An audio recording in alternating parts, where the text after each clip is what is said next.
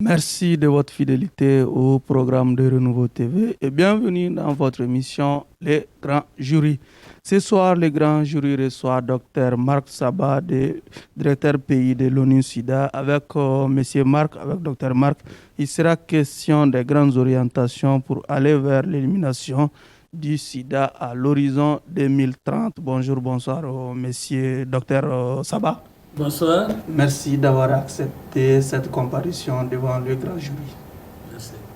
Avec moi pour vous interroger, mon confrère Abdraman Keita, directeur de divulgation du journal Le Témoin. Bonsoir Abdraman. Bonsoir. Antoine Solage Damilé de la radio Renouveau FM. Bonsoir Antoine. Bonsoir Sidibé.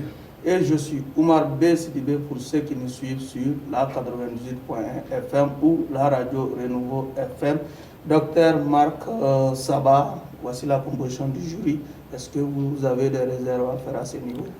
Non, je n'ai pas de réserve, mais je voudrais dire que j'aurais souhaité qu'il y ait au moins une femme parmi ce jury, parce que le thème que nous allons aborder ce soir, aujourd'hui, c'est un thème qui concerne le VIH-Sida. Et comme vous le savez, les femmes sont les plus touchées. Oui. Nous avons des proportions, surtout parmi les jeunes de 15 à 24 ans. Les femmes sont 2 fois plus infectées par rapport aux hommes. Okay. Et sur le plan de l'accès à l'information, il y a aussi des problèmes d'inégalité et les femmes sont toujours les laissées pour compte. Donc je pense que c'est très important qu'il y ait une femme qui puisse nous donner aussi ses perspectives et les attentes par rapport justement à la réponse au VIH au niveau mondial, mais au niveau aussi du Mali. Peut-être on va donner la possibilité au jury aussi de se justifier. Pourquoi il n'y a pas on aurait pu avoir une femme ici si, au plus haut niveau à la nomination, le choix avait porté sur une femme pour amener un directeur exécutif. un directeur pays.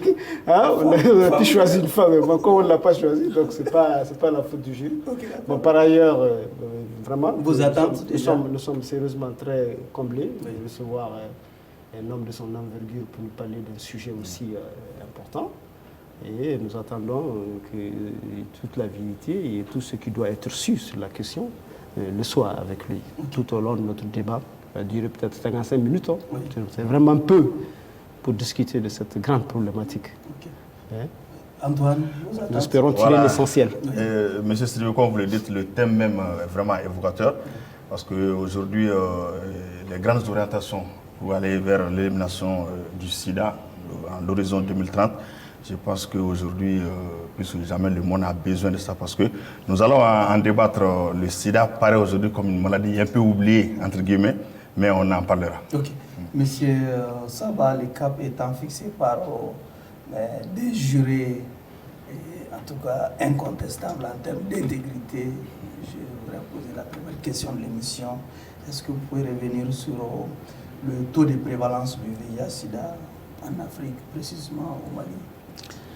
Bon, je voudrais tout d'abord, si vous me permettez, avant de répondre à votre question, vous dire que j'apprécie vraiment le grand jury, la qualité de ses membres, et je voudrais avoir une pensée pour les personnes qui nous ont quittés cette année 2020, soit pour des maladies liées au VIH, soit pour des maladies liées à la COVID-19. Donc, pensez pour ces personnes-là et profitez pour présenter mes condoléances aux familles qui ont été éplorées. Et je voudrais également apprécier le partenariat entre l'ONU-SIDA et le groupe Renouveau TV. Pour moi, c'est vraiment une première et cela va donner la possibilité à plusieurs acteurs de passer sur le plateau ici et de discuter sur le VIH-Sida qui, comme quelqu'un l'a dit tout à l'heure, tend à être un problème qui est oublié alors que le sida est là. Oui. Le sida est là et nous devons tout faire pour repositionner cette question au plus haut niveau, parce que nous avons des engagements au niveau mondial qui visent l'élimination du VIH-Sida d'ici 2030. Quand je parle d'élimination, c'est de contrôler le VIH de sorte qu'il ne soit plus une question majeure de santé publique. Okay. Cela dit, je reviens à votre question. Oui. Il faut dire qu'il y a, disons, des disparités selon les pays. Oui. Mais au niveau mondial, je prends les chiffres de 2019, qui sont les plus récentes, en attendant qu'on a celles de 2020. Nous avons globalement au niveau mondial autour de 38 millions de personnes qui vivent avec le VIH. Et pour la seule année 2019, il a été donc estimé le nombre de nouvelles infections à 1 700 000 personnes qui ont été nouvellement infectées, et avec 700 000 personnes qui sont décédées suite à des maladies liées au VIH. Ça, c'est au niveau mondial. Bien sûr, l'Afrique paie le plus lourd tribut. Autour de 2 tiers, en tout cas, des personnes qui vivent avec le VIH se retrouvent en Afrique. Au niveau du Mali, nous avons le nombre de personnes vivant avec le VIH estimé à autour de 140 000 personnes. 140 000. Pour 2019, il a été donc dénombré à environ 5 800 décès. On a également enregistré, je vais donner quand même les performances du programme, c'est important.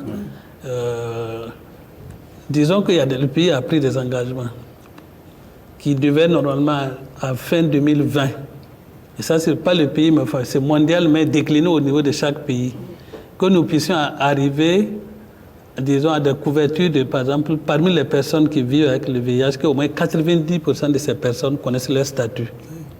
Et que parmi ceux-là qui connaissent leur statut et qui sont séropositifs, 90% soient sous traitement. Et parmi les 90% qui sont sous traitement, 90% aient supprimé la charge virale. Ça a une explication.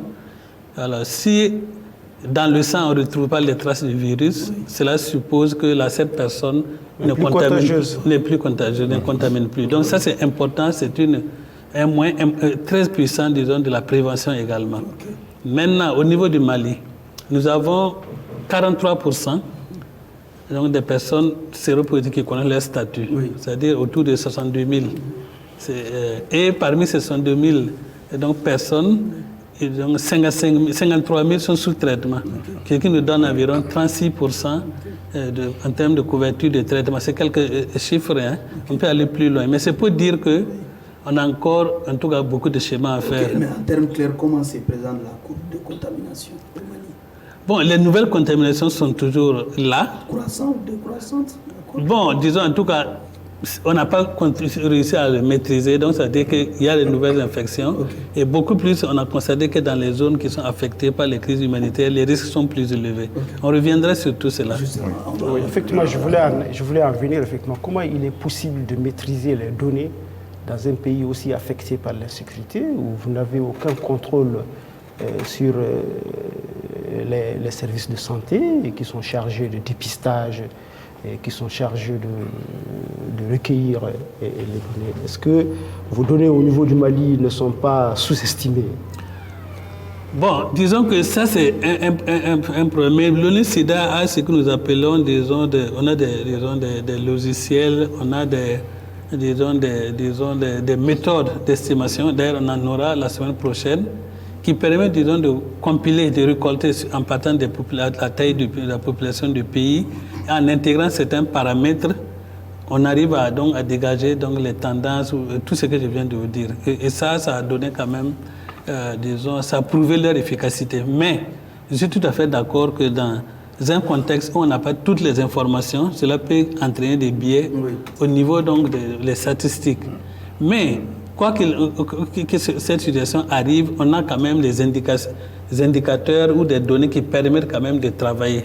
Même si ces données ne sont pas complètement 100%, donc la complétude n'est pas totale. Ça, comment vous pouvez avoir des données par rapport, par exemple, à des zones où on assiste à des mariages forcés, contrôlés par comme vous le savez, des djihadistes contrôlées par n'importe quelle sorte de groupe de bandits qui vivent, dans le cas du Mali, du Sahel même, qui violent à tour de bras, qui forcent sans aucun contrôle. Comment est-ce que vous vous arrangez à avoir un semblant effectivement de complicité par rapport à tout ça, puisque tout ça, ce sont des pratiques quand même à risque qui contribuent quand même à des mariages parfois très précoces de femmes. Prenons par exemple au Nigeria, peut-être où on prend tout d'un coup 200 jeunes filles qu'on amène n'importe où, 13-14 ans, sans aucun contrôle de ce qui leur est fait. Au Mali, c'est peut-être la même chose dans beaucoup de villages sur lesquels l'État n'a pas de contrôle. Voyez-vous? En fait, vous m'amenez à aller anticiper sur certains sujets, par exemple sur l'efficacité de ce que j'appelle de la réponse au VIH. Et bien sûr, les nouvelles, l'ONU est en train de développer un nouveau cadre global, mondial, de stratégie de lutte contre le VIH, justement pour arriver à l'élimination donc de... Mais justement, les questions qu'ils soulèvent, voilà, c'est extrêmement important parce que maintenant on dit que nous devons agir sur ces facteurs-là. Parce qu'on peut avoir des bonnes stratégies, mais si on ne maîtrise pas les facteurs, nous allons toujours être en tout cas, avoir des gaps dans la réponse.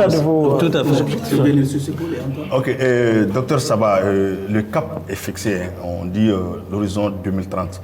Mais avec les recherches que nous avons menées, cette maladie est apparue il y a environ 40 ans. Donc vous avez dit, il y a du chemin à faire. 2030, ça reste 10 ans. Est-ce qu'en réalité, l'idéal là, est-ce que c'est réalisable? L'horizon 2030, l'élimination, le mot est bien dit.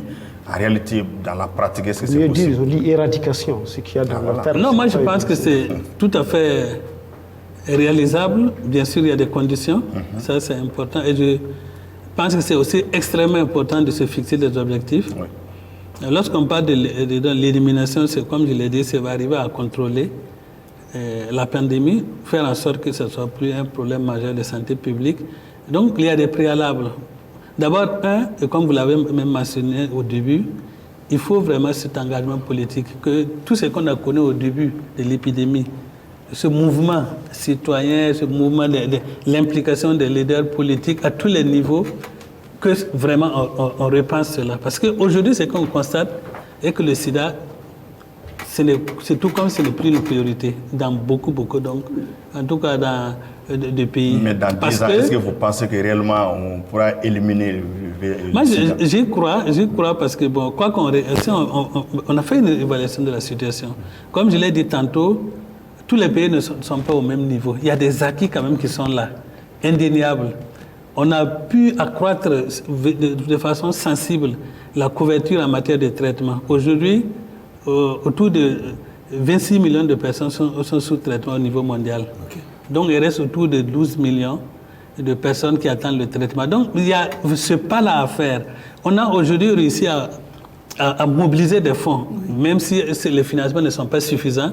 On a le Fonds mondial en place qui, depuis pratiquement 2001, qui a été donc créé sous Kofi Annan et qui, l'année dernière, autour de 15 milliards de dollars ont été mobilisés à la conférence en France, je crois, à Bordeaux, pour renflouer ce fonds. Ça, c'est juste pour les 3 années à venir.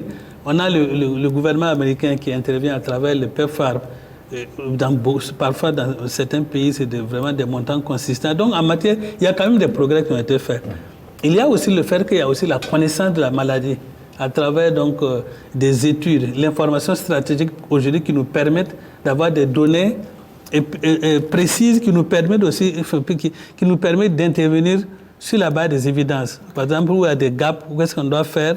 Mais on doit aller plus loin, avoir des données plus granulaires. Mais je pense que... Un petit enseignement, docteur Saba. Aujourd'hui, j'ai dit, le sida, aujourd'hui, dans les esprits, les gens tendent à oublier. Est-ce qu'en réalité, c'est par défaut de communication, il y a un manque de moyens? On ne fait pas une comparaison, mais le sida aujourd'hui, vraiment, ce n'est plus dans les esprits. Qu'est-ce qui a fait ça? Est-ce qu'on a baissé les bras ou les moyens manquent ou c'est la communication qui fait défaut? Moi, je distingue plusieurs niveaux.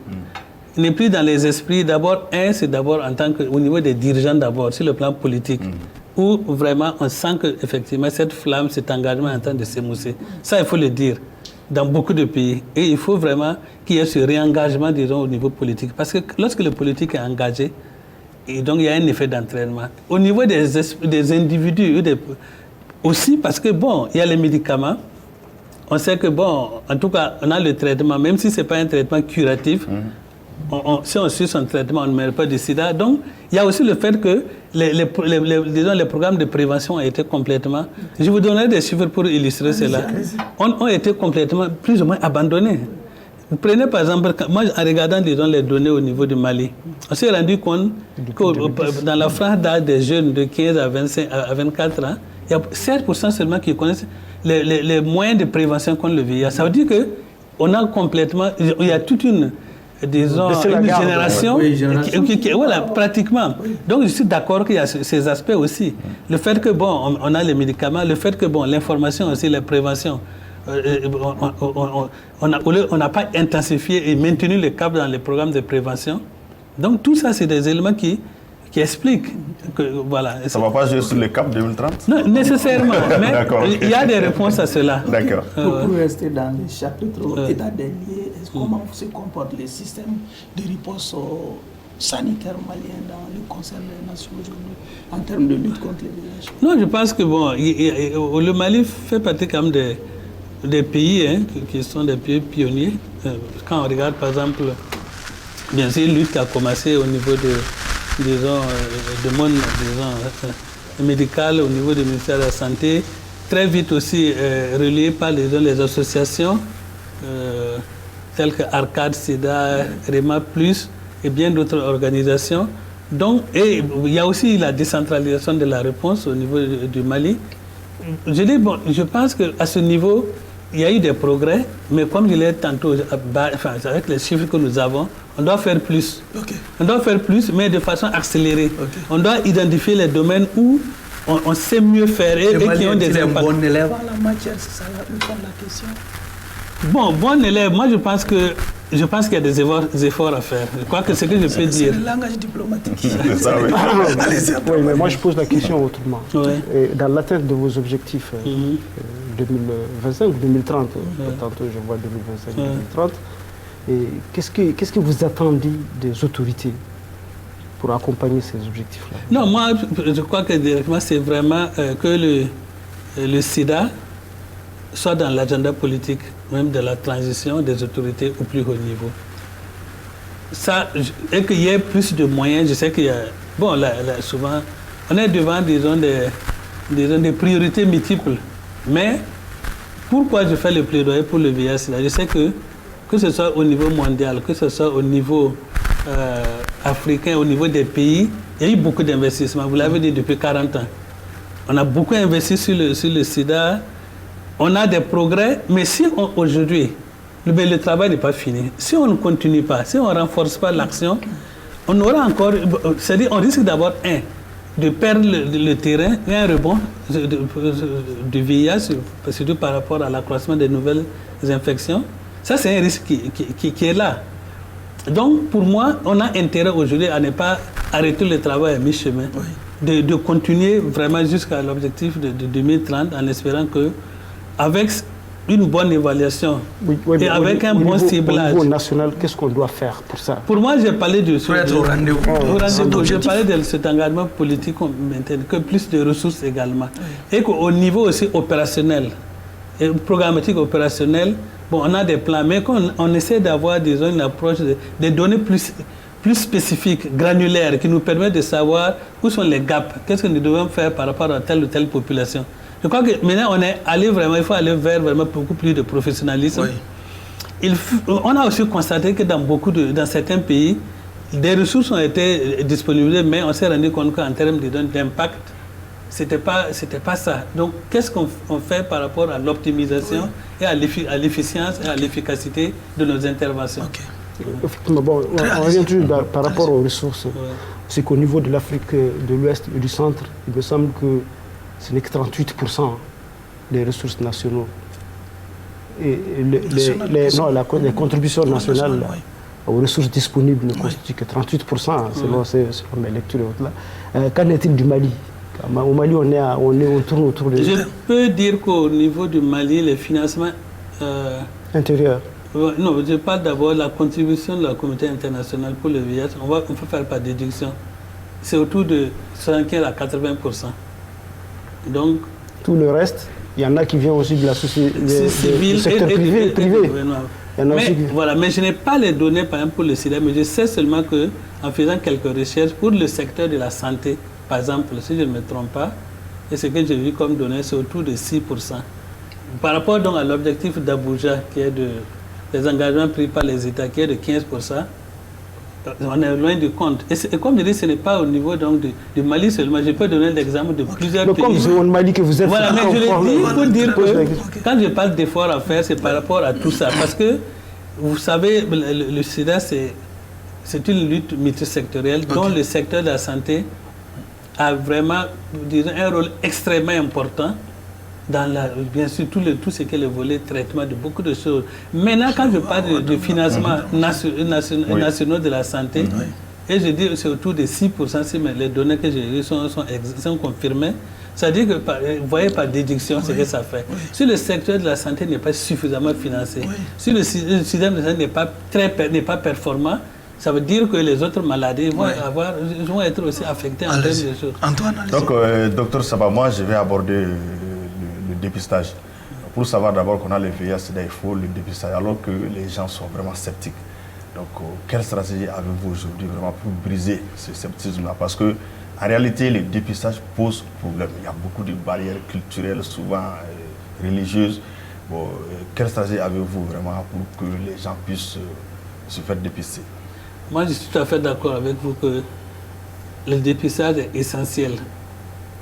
Quand vous référez aux données que j'ai donc mentionnées au début en disant que nous avons seulement 43% des personnes séropositives qui connaissent leur statut, c'est-à-dire qu'on a encore excusez-moi, je vais ajouter que c'est la peur qui est à la base de ça. Comment briser cette peur-là? Non, moi, ce que je veux dire, pour moi, bon, j'ai toujours pensé qu'il faut aussi le dépistage, disons, responsabiliser les organisations à base, enfin, disons, la société civile, qui peuvent très bien le faire.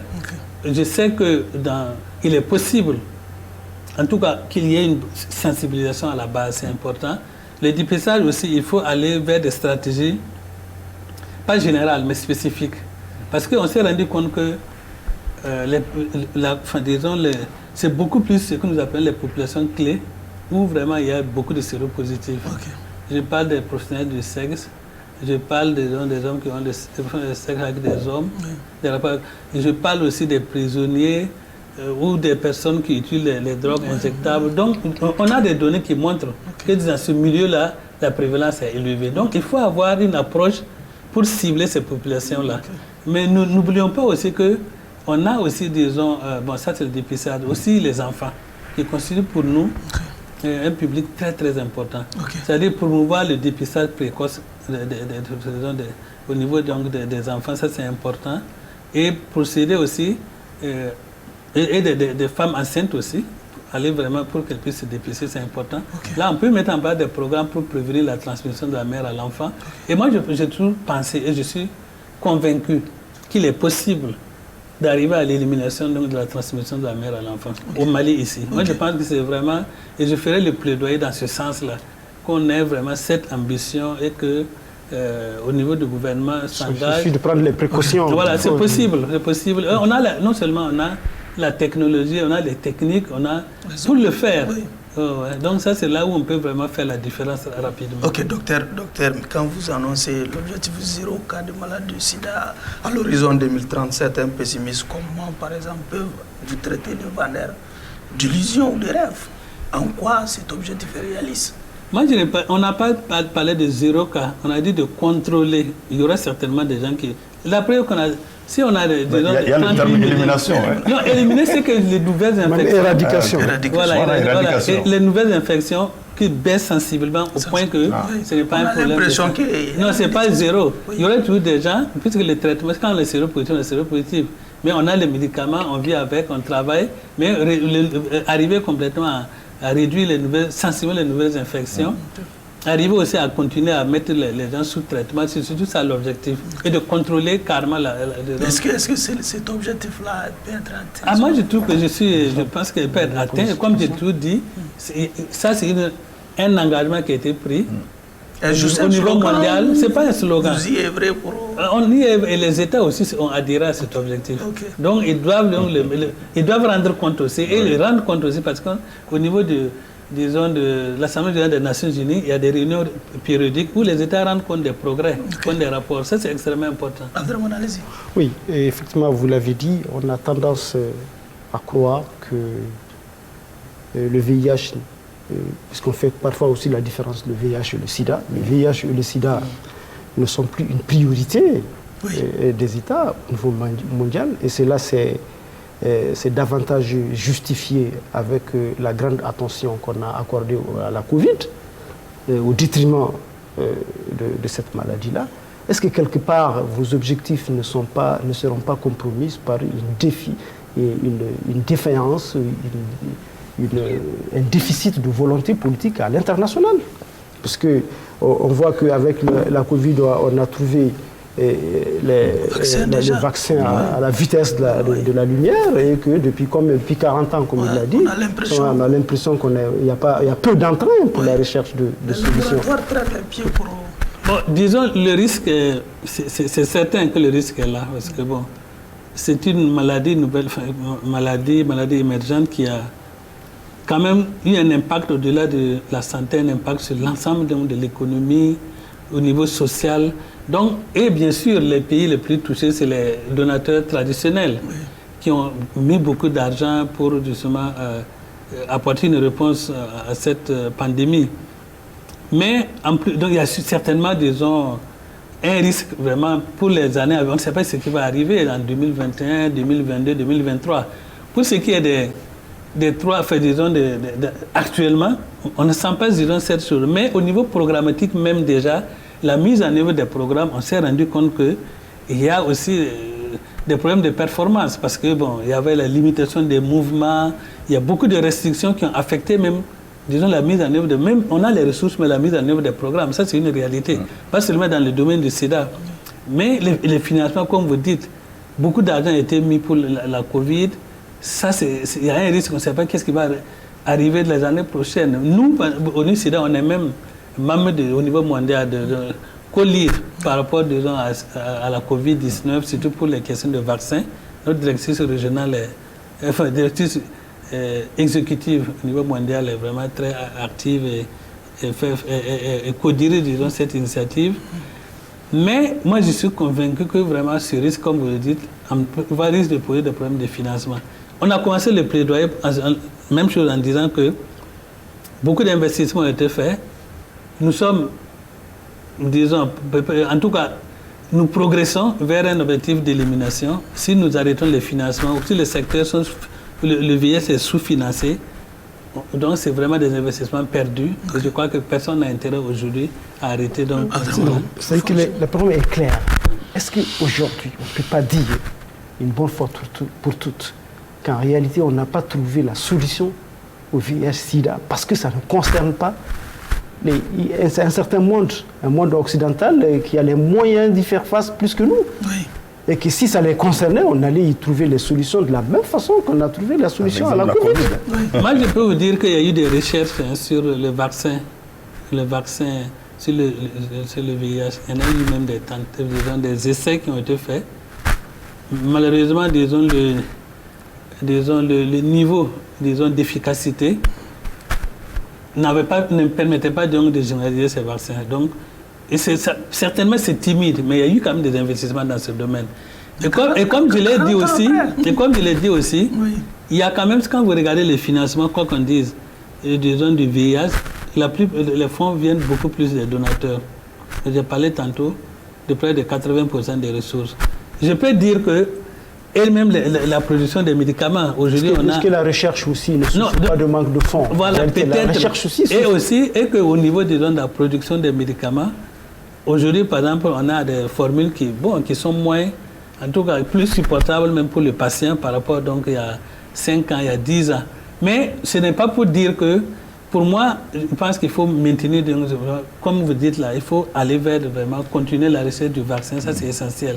Okay. Ouais, puisque l'éradication, par ailleurs, est-ce qu'elle est même possible sans vaccin? Parce que Vous dites qu'à l'horizon 2030, éradiquer. Est-ce qu'il y a une éradication de cette maladie possible? Non, mais je crois que le vaccin va être certainement, si on l'avait pour prémunir, ça serait une bonne chose. Le traitement, on a des traitements, mais pas des traitements curatifs, comme je dis. C'est vraiment des traitements qui ralentissent la progression. La progression qui peut même faire disparaître même les virus du sang, mais... La charge virale. Voilà, la charge virale. Mais si vous arrêtez le traitement, donc le virus réapparaît, se multiplie. Donc, ce n'est pas une solution. On va vivre avec le médicament. Donc, je crois que l'idéal, c'est vraiment si on a le vaccin, ça peut priver. Mais, comme je l'ai dit, il y a eu des recherches, malheureusement, qui n'ont pas encore, en tout cas, été concluantes et qui permettent, disons, d'administrer ce vaccin. Ok. Docteur Saba, on va revenir toujours.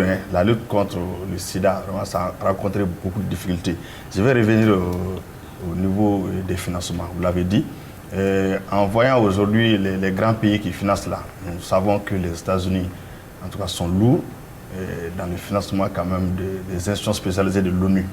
Donc, avec les 4 ans de Trump au pouvoir, lui, il avait préconisé l'Amérique d'abord et ça a beaucoup joué sur les financements. Donc, il a freiné beaucoup de financements. Est-ce que ce freinage-là aussi, on l'a toujours dit ici, le cap 2030, ce n'est pas trop pour ce cap-là? Est-ce que c'est vraiment réalisable? Je dois dire que de façon directe, les États-Unis ont continué à financer donc, le VIH à travers le PEPFAR. Mais c'est vrai que des agences qui aussi travaillent dans le domaine même et qui peuvent contribuer à la lutte contre le VIH ont été affectés par ces réductions de fonds. Mais de façon directe, le programme, enfin, les États-Unis ont continué à financer le VIH-Sida. Donc ce freinage-là n'a pas concerné... Donc je dirais que je ne peux pas l'ONU-Sida en tant qu'institution n'a pas été donc, affectée. La réponse au VIH-Sida en tant que programme communautaire, le PEPFAR, n'a pas été donc affecté parce que les financements ont continué. Mais le fait que certaines agences, je ne donne pas les noms, ont vu, par exemple, les financements complètement coupés, que vous le savez certainement, et qui, dans leur intervention sur le terrain, contribuent aussi à la réponse au VIH-Sida, je dois dire qu'il y a eu un impact, c'est clair. Par exemple, tout ce qui est lié, par exemple, au planning familial et d'autres aspects, ont été touchés par donc, les mesures prises par le président Trump. Okay. Oui, vous parlez du cas spécifique du match, s'il vous plaît, c'est ce qui nous concerne. Et quel est l'état, qu'en est-il de l'accès aux malades, l'accès aux antirétroviraux des malades du sida au Mali? Bon, l'accès au traitement, comme je l'ai mentionné, bon, on a une couverture de 36%. Oui. Pour moi, il y a encore beaucoup à faire. Bon, certainement, il faut l'alpissage, comme il a mentionné, pour identifier les malades, bien sûr, avec des stratégies bien ciblées, aller là où vraiment se trouvent les malades, et les canaliser, bien sûr, à travers les références pour les traitements.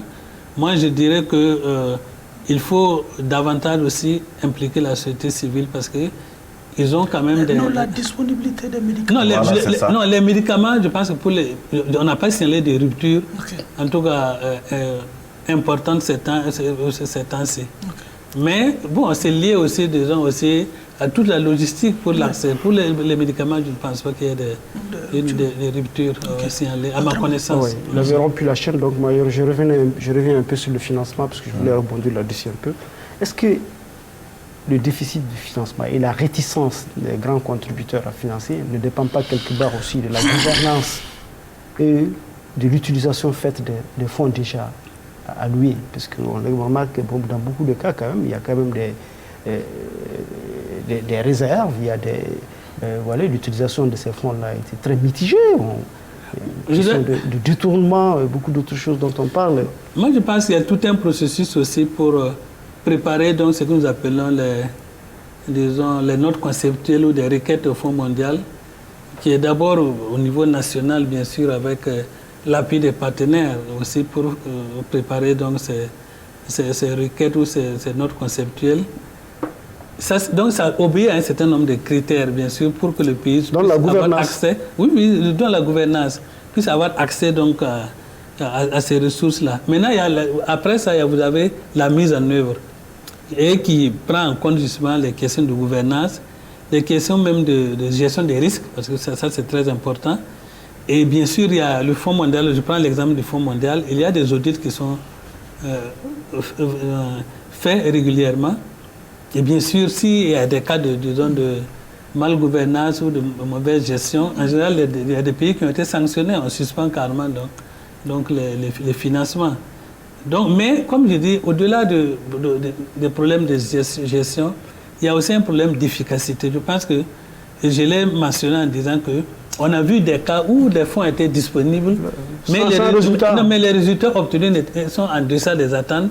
Et ça, c'est justement cette question-là, c'est de voir aussi comment on peut être plus efficient et plus efficace dans l'utilisation des fonds. Ça, c'est très important. Donc, de telle sorte qu'on dit même parfois que le sida fait plus vivre ici chez nous qu'il ne tue. Beaucoup de gens le disent, puisqu'on a l'impression que les fonds servent beaucoup plus à alimenter une certaine, si vous voulez, administration, une bureaucratie chargée de la gestion des projets, au-delà que ça n'atteigne les réels bénéficiaires. Moi, je crois que ces opinions, je l'ai aussi déjà entendues dans beaucoup de pays, pas ici parce que je viens d'arriver. Mais ce qui est certain, il faut toute une logistique pour la mise en œuvre de programmes. Ça, c'est clair, quoi. Il faut une coordination. Ça, c'est clair, quoi, vu la dimension et le caractère multisectoriel. Donc, il faut toute une logistique, il faut une administration, il faut une coordination. Donc, ça aussi, et pour aussi atteindre les populations. Mais pour moi, toutes ces questions doivent être vraiment dans une approche, disons, de gouvernance basée sur, disons, les résultats, l'efficacité, l'efficience. Ça, c'est clair.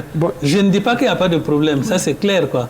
Mais je pense que tous ces mécanismes qui sont en place visent aussi à réduire, disons, les problèmes dont vous soulevez et vraiment d'aller vers, disons, des programmes qui donnent en tout cas plus de performance. Les évasions de fonds qui sont moins courantes. J'ai lu quelque part que ceci, que je vais vous rappeler, nous avons besoin de réglementation et de programmes qui mettent l'accent sur les personnes et non les maladies. Et cela permettra d'impliquer totalement les communautés dès les premières phases de conception, d'élaboration et de réalisation des stratégies de santé. Ça vous rappelle, ça vous dit quelque chose? Non, pour moi, ces propos viennent de votre, je pense, directrice exécutive par intérim, Gunilla Carlsson.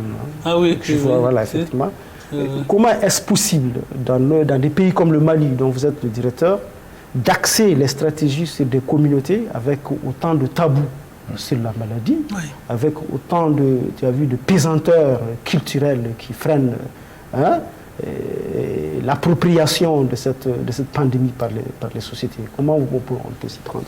Moi, je pense que le message de Gouni, là, c'est clair, c'est pour dire que, et même l'approche, il faut recentrer donc, la lutte sur vraiment les personnes vivant avec le VIH et les communautés. D'abord, les responsabiliser. Deuxièmement, essayer de, en tout cas, par exemple, les personnes vivantes, il faut d'abord les connaître. Comme vous l'avez dit, il y a des difficultés pour connaître ces personnes vivantes. Oui, non, ça c'est un. Mais je pense que ceux qu'on connaît déjà, il faut aussi leur donner les capacités. Ils sont, je suis à même d'aider vraiment à tout ce que nous disons, à dépistage et autres. Donc, il faut renforcer leurs capacités. Ça, c'est fondamental. Il y a des organisations aussi qui travaillent dans ce domaine-là. Et nous avons constaté qu'ils sont sous-financés. Ils ont une compétence, ils ont un savoir-faire, mais le fait qu'ils soient sous-financés ne permet pas vraiment qu'ils donnent le maximum de leurs capacités, justement, dans le dépistage et dans les traitements aussi, dans lesquels ils peuvent très bien contribuer. Donc, je crois que ça, c'est important. Vous avez abordé d'autres dimensions. C'est-à-dire que les populations pesanteurs, c'est important. Nous aussi, on a identifié justement ces aspects-là qui constituent des freins majeurs dans la réponse à la lutte contre le VIH. Par exemple, si vous prenez par exemple le cas des inégalités qu'on constate dans nos sociétés, inégalité d'accès à l'information, inégalité d'accès même au traitement. Donc, et aussi tout ce qui est violence basée sur le genre.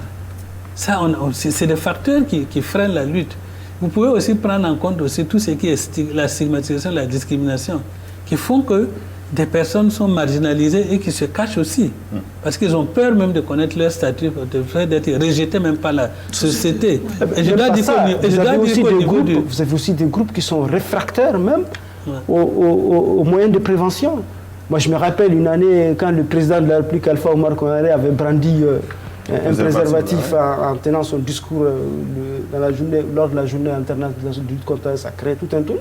Oui. Et encore aujourd'hui, on n'a pas dépassé encore cette conception-là des choses au Mali. Surtout que la religion est en train de prendre chaque jour et qui passe surtout au centre du Mali, dans les pans entiers du pays du pas. Moi, je pense que ce qui est important, d'abord, je crois qu'il n'est plus un secret que le sida, c'est une réalité, qu'il y a des moyens de prévention, qu'il y a des traitements. Je pense qu'effectivement, comme vous dites, tout le monde doit s'engager. Quand on est religieux ou pas, je crois que c'est des réalités.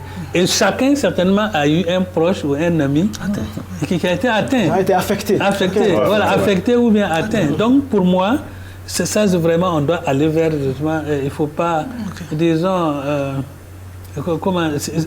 oui. Par ailleurs, est-ce que par ailleurs, cette conception qui consiste à centrer que nous avons besoin de l'élaboration de stratégies réalisées, axées sur les personnes, des stratégies axées sur les personnes et non les maladies, est-ce que cela ne rend pas à contre-courant de la recherche, par exemple? Absolument pas. Absolument pas.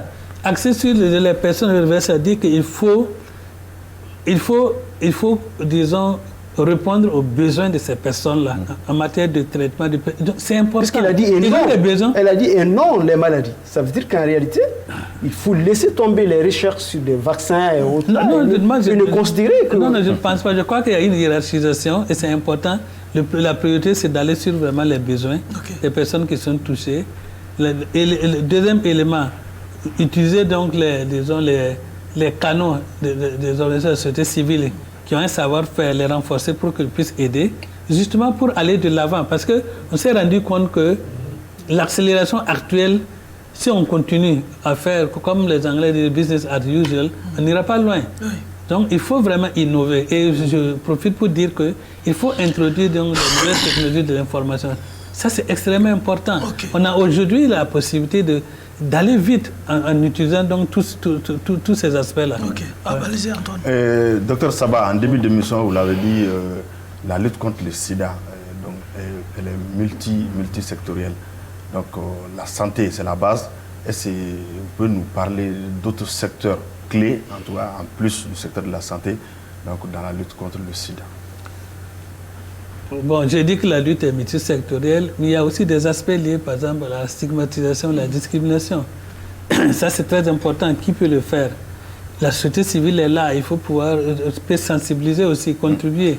Donc, il y a des questions aussi. Le fait aussi que le sida aussi, quand les gens sont affectés, il y a la pauvreté. Comment on fait justement pour aider ces personnes-là à s'insérer sur le plan économique et social? Donc, je crois que c'est tous ces aspects-là qu'il faut prendre en compte. Et ce n'est pas seulement, le traitement est important, mais au-delà du traitement, il faut prendre en compte les autres aspects. Avant-dernière question de l'émission, vous comptez sur quelle stratégie pour être au rendez-vous de cet objectif et éradication du VIH à l'horizon 2030? Comme je l'ai dit au début, l'ONU-SIDA, avec les co-sponsors, est en train d'élaborer une nouvelle stratégie pour la période 2021-2025. Probablement que cette stratégie va être donc adoptée d'ici la fin de l'année par l'Assemblée générale des Nations unies. Et justement, ce que nous avons fait, c'est d'abord évaluer d'abord la stratégie en cours. Et on s'est rendu compte que ce qui est important et qui reste pertinent, la prévention, c'est fondamental. On l'a vu ici, dans beaucoup de pays, il y a eu une tendance à abandonner, ou en tout cas à reléguer la prévention au second plan. Donc ça, c'est important. Le traitement, il y a eu des progrès, mais ce n'est pas encore suffisant. Là aussi, on a des exemples. J'ai dit qu'il y a 12 millions de personnes dans le village qui attendent le traitement. Donc, il faut faire ce pas-là pour justement arriver à fournir le traitement. Donc ça, c'est important. Il faut continuer ça. Mais on s'est rendu compte, et vous l'avez souligné, qu'il y a d'autres facteurs qui permettent, disons, vraiment d'avoir un impact plus grand. Et j'ai parlé, disons, de certains facteurs donc, sociaux. On a les questions, par exemple, de des inégalités que j'ai mentionnées. Il y a la question des droits humains, la stigmatisation de la discrimination. Il faut agir sur ces facteurs-là. Ouais. Et il y a aussi d'autres questions qu'on a abordées, tout ce qui est les crises humanitaires aussi, qui constituent des failles et par lesquelles le VIH aussi suit. Donc il faut aussi... Les crises humanitaires, c'est pas les conflits, il faut le dire clairement. Les crises humanitaires sont il faut intégrer tout ça dans la nouvelle stratégie et mettre au centre, comme on l'a dit, vraiment, disons, les personnes vivant avec VIH et les communautés. Vraiment, ça, c'est vraiment essentiel. Okay. Donc cette stratégie va donner, disons, des orientations aux États qui vont certainement aussi revoir leurs stratégies et nous espérons qu'on pourra être au rendez-vous. L'horizon 2030. Votre dernière question. Je voulais dire que pour moi, il y a un certain conflit. Votre dernière question. J'ai l'impression qu'il y a un conflit entre les différentes approches. Votre dernière question. Certains veulent l'accès sur les recherches, d'autres veulent les accès pour la lutte contre l'existant. C'est votre dernière question. Ouais. Bon, moi, la dernière question aurait pu être la première question. Qu'est-ce que vous représentez ici, l'ONU-SIDA, au niveau local, à la dimension nationale? Qu'est-ce que vous représentez? Qu'est-ce que vous êtes? Directeur pays. En tant que directeur pays, quelle est votre mission et votre raison d'être dans les pays où vous êtes? Oui. Bon, je pense que vous me renvoyez à la mission même de l'ONU-SIDA. C'est là, justement, c'est pour... bien sûr, l'ONU-SIDA a été créée pour coordonner la lutte au niveau mondial, la lutte contre le VIH-SIDA. Et cela veut dire que l'ONU-SIDA doit justement aider à définir des stratégies. On n'agit pas, l'ONU-SIDA n'est pas seul, il a des co-sponsors, 11 agents du système des Nations Unies qui sont co-sponsors de l'ONU-SIDA. Donc, chacun des co-sponsors contribue dans des domaines spécifiques. Donc, d'abord, coordonner la réponse mondiale, aider les pays à développer des stratégies. En termes de coordination au niveau national. Je viens. Ensuite, aider à renforcer les capacités aussi de la société civile, des acteurs aussi. Nous fournissons aussi l'assistance technique aussi au gouvernement dans des domaines spécifiques. Un élément important également, c'est mobiliser les fonds. La mobilisation des fonds qui est essentielle. Et je pense que si le Fonds mondial a été créé, c'est aussi tout un grand plaidoyer dont l'ONU-SIDA a été un des acteurs clés. Et aujourd'hui, on arrive à mobiliser des milliards de dollars pour justement la réponse au VIH et du paludisme et de la tuberculose, pas le sida seulement. Okay. Donc, je crois que je décris bien ma présence ici au Mali. D'accord. Ma dernière question, elle est toute simple là. Donc, aujourd'hui, nous avons entamé en tout cas l'année 2020 et les caps fixés, on a une décennie devant nous. Donc, aujourd'hui, sur ce plateau, qu'est-ce que vous pouvez dire pour vraiment réchauffer un peu cette lutte contre le VIH-Sida? Il faut dire que nous discutons étroitement avec les services du gouvernement en charge de la coordination de la réponse au sida au niveau du Mali et bien sûr avec les co-sponsors au niveau du système des Nations Unies. Il est prévu, je crois, de revoir, de développer de nouvelles stratégies. Comme je dis, j'ai parlé tantôt d'une nouvelle stratégie mondiale et je pense qu'on va tenir compte de cela aussi pour aligner la stratégie du pays. Les fonds aussi sont en train d'être mobilisés à travers le Fonds mondial, surtout pour la tuberculose, le paludisme et le VIH. Je crois que le pays va obtenir autour de 160 millions de dollars. Mais pour ce qui concerne le VIH et la tuberculose, puisque c'est ensemble, c'est autour de 60-70 millions de dollars qui seront donc mis à la disposition du pays. Donc, je pense qu'il y a aussi ce plaidoyer au niveau des autorités de la transition pour que, et bien sûr, le VIH soit dans l'agenda politique. Je crois que ça, on a beaucoup insisté ici. Oui. Et je pense que on espère qu'au niveau du Mali, il y aura ce repositionnement et bien sûr avec une forte implication aussi des acteurs de la société civile. Et donc, nous pensons que nous pouvons donc espérer être au rendez-vous. Mais c'est un travail qui doit être un travail continu et permanent. Je crois que ça, c'est extrêmement important de le mentionner. Donc, nous allons espérer.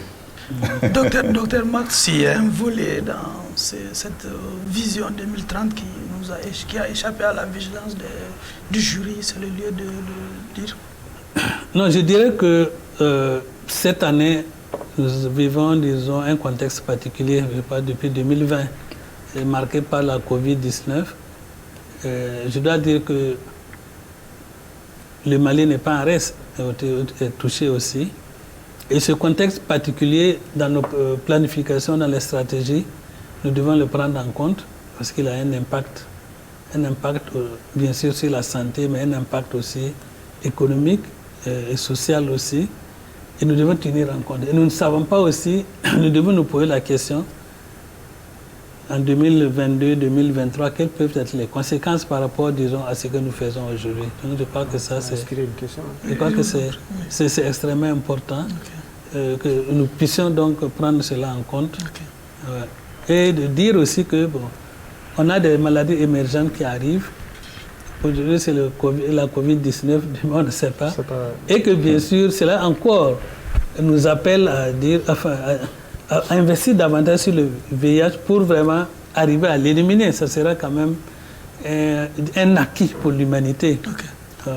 Docteur, nous sommes malheureusement au terme des débats pour le compte de cette audience. Mais en attendant, nous allons nous retirer pour procéder à la délibération. Ouais. Ces réponses m'ont inspiré une question là. Il faut. Il a pensé au lien. Il a parlé du lien on va l'appeler pour le VIH et la Covid. Allez-y, votre verdict. Ça m'inspire la question de savoir bon, après, on va en parler. C'est la question, il peut ne pas répondre, mais je le dis quand même. C'est la question de savoir si, puisque la Covid est une maladie opportuniste, est-ce que les porteurs du VIH sont des êtres fragiles par rapport à la Covid. Il n'est pas établi que les personnes vivant avec le VIH sont forcément les plus exposées. Donc on n'a pas encore de base scientifique pour confirmer cela. Allez, c'est votre verdict, s'il vous plaît. Ah, mon verdict, je n'ai pas besoin de me retirer pour la quitter. Il est quand même... il n'a pas d'antécédent. Il n'a pas d'antécédent, je pense qu'il est acquittable. Ouais, pour moi aussi, je vais plaider pour ça, l'acquittement. Oui. Au bénéfice de ces propositions, le tribunal a décidé à l'unanimité de vous libérer des liens de l'accusation et vous acquitter. Votre dernier mot. Merci beaucoup au grand jury. Ça a été un plaisir pour moi vraiment de partager ces réflexions avec vous. Et je vous félicite aussi pour la pertinence des questions. Je crois que, comme je l'ai dit au début, on a une plateforme ici qui va permettre à plusieurs acteurs impliqués dans la réponse au VIH-Sida de passer et de partager leur expérience, de faire des suggestions et tout cela dans l'objectif vraiment de contribuer à une réponse efficace au niveau du Mali. Je vous remercie. Merci. Mesdames et messieurs, c'est tout pour ce numéro de votre émission Grand Jury. Notre invité était Dr Marc Saba, directeur pays de l'ONU-SIDA. Avec lui, il a été surtout question de grandes orientations pour aller vers l'élimination du SIDA à l'horizon 2030. Merci à vous de nous avoir suivis et à notre numéro de votre émission, Les Grands Jurys. Toutes mes excuses pour cette voix aphonique. Mademoiselle, c'est